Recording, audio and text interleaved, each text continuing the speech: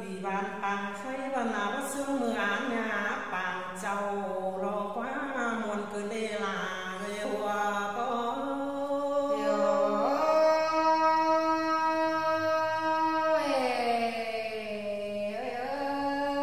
anh ba chủ tịch sang mình bàn bằng khay là má lại xuống phải mà chờ tê đê anh bằng mưa khay bắn khu là sướng lo quá hông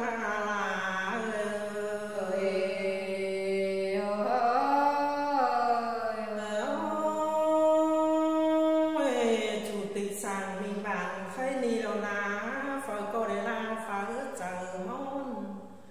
bầu sương mưa chiếm sương tết bà lại cho em mưa trầu rồi qua khai ni nà hoa có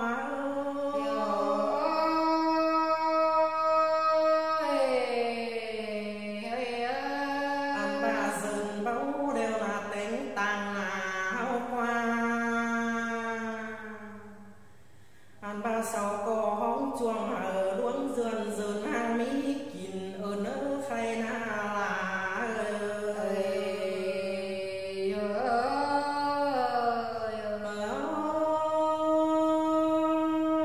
anh là dườn bất thùng đều là còi bốt quán khay kề anh bà bố mi phở chỉ phê bám bông sương mưa chiếm cốn mưa láng lọ qua khai na là người hòa có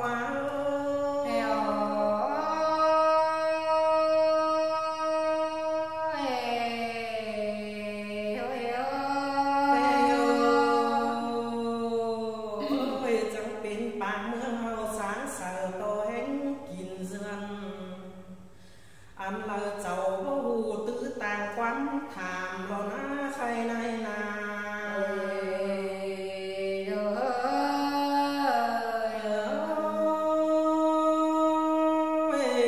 phở cô chẳng nhớ để nhìn sáng chờ bữa mướn bàng khay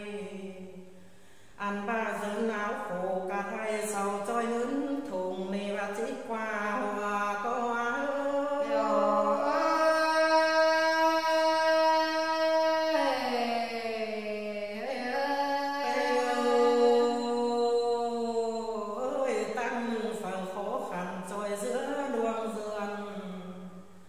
anh ba sao trắng bia gần lòng mưa hàng dần hàng mỹ kín nó đế ở nơ là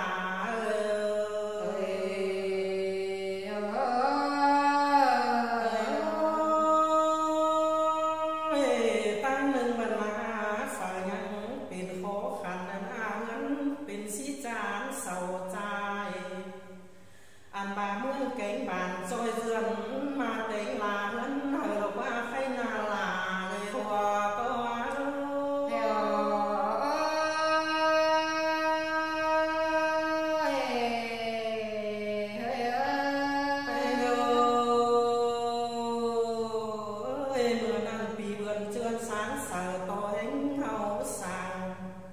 anh ba mướn cánh bàn bằng khay đó na miu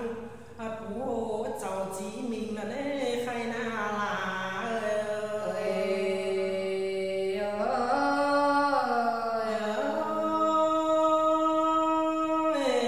anh ba phải có ná nhắc tiền các cũng khó khăn bảo mi hứa kín răng đàn đấy khay ni cháu bên sang đã mi tí tán anh đi còn những cô đấy sau rằng bàn đời khổ và lo qua hòa có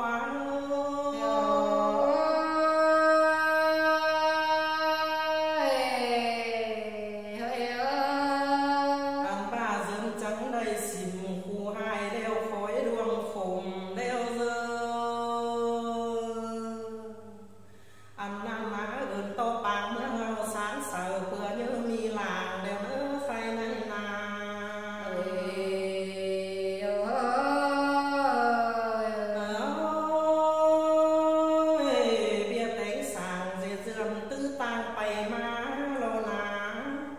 anh bà hứa đỡเป็นkhó khăn có mi hoa quay hay phừa tông ná bà khẩu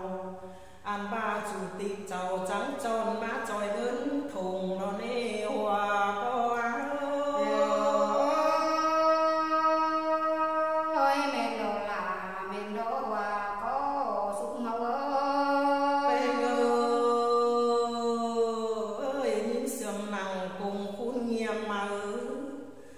นี่ด่านchính phủผู้ไว้ไปต้อยตั้งหลวงแล้ว